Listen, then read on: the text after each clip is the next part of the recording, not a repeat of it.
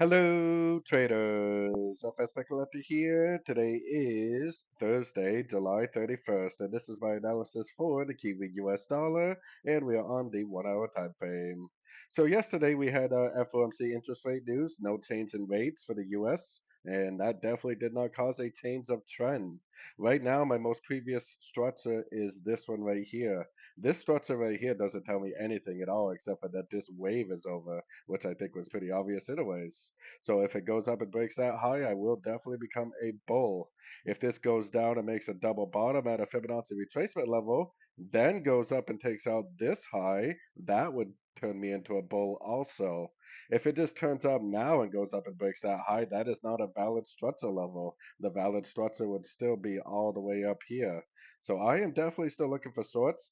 The best thing to happen right now is that we get a double bottom, get a new low, and then it goes up and breaks structure because that's how we will know that it's time to start looking for longs. Until we see that picture, or until it makes like a higher low and goes all the way up and takes out this high, we should be doing nothing but looking for three-way pullbacks, which, by the way, one, two, three waves up. If you had your Fibonacci retracement on there, that was probably a perfect Fibonacci bounce, three waves up and golfing down.